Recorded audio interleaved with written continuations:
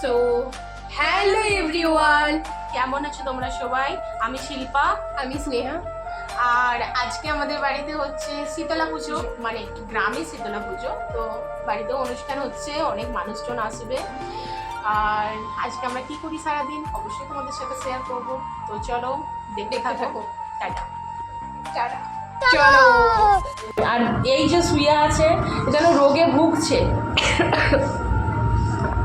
এমন কাশলো ভিডিও পুরো আমার চোখ মুখ সব চাপা পড়ে গেল ভিডিওতে। আবার কাশি দিচ্ছে। গাইজ, আমাকে দেখে রুগী মনে হচ্ছে, আমি সুস্থ মানুষ। ও হচ্ছে ভুগি। মামা এখানে পেঁপে পাড়ছে, পেঁপের প্লাস্টিক চাটনি হবে তার জন্য।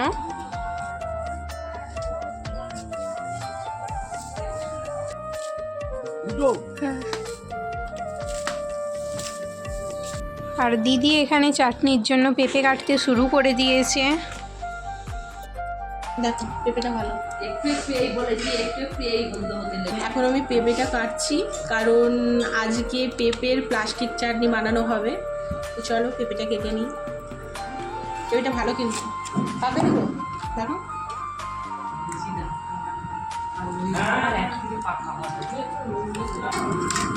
পেঁপেগুলো কাটা হয়ে গেছে। এবার চলো চাটনিটা করে নিই। আর এখানে আমি খেতে বসে পড়েছিলাম, আর সবাই গল্প করছিল খেতে খেতে, সেগুলো শুনছিলাম। কি হচ্ছে রে? পেঁপের চাটনি। এবারে পেঁপেগুলো দেবো। কেন চিনির জল করছিলি রে? দেখ পেঁপেগুলো দিয়ে দিলাম, জল ফুটে গিয়েছে, চিনি আর নুন চিনির জল ফুটে গিয়েছে। দেখো নুন চিনির জলের মধ্যে পেঁপেগুলো দিয়ে দিলাম। এখানে বোন এই যে কি করছিস? দেখ আমি করে দিচ্ছি মাচা। আমি কিন্তু দেখ লেবুগুলো কিন্তু ঠিকঠাক করে দিয়েছিলাম, তাও বীজ রয়ে গেছে। পুরো আজকে যা গরম, পুরো ঘেমে নিয়ে একাকার হয়ে গেছি। আর এত গরমের মধ্যে আমার বোন খাচ্ছে চা। আমি চা ছাড়া থাকতে পারতাম না, পুরো চা খাওয়া ছেড়ে দিয়েছে। আর আমার বোন, আর কি বলবো, দেখাচ্ছি। এই যে চা খেতে বসেছে। কেমন লাগছে? মানুষ বটে এই গরমে চা। বাহ, আরে বাঁকুড়া ডিস্ট্রিক্টের একটু তো বলতে হবে গরম করে। মন্দিরে।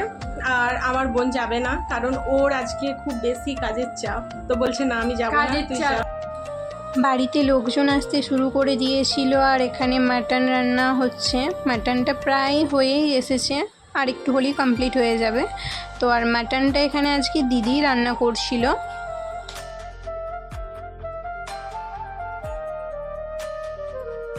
আর এখানে দেখলাম চিকেনটাও কমপ্লিট হয়ে গেছে।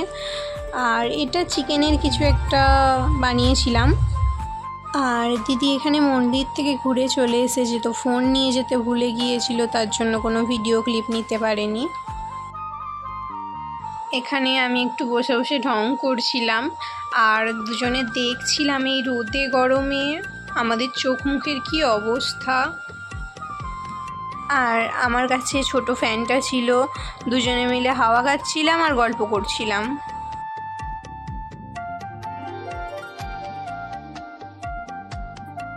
আর এখানে ঠাকুর এসেছে, মাসিমণি ওখানে ধূপ প্রদীপ ধুনো সব দিচ্ছিল। একে একে বাড়ির সবাই আসছিল প্রণাম করার জন্য।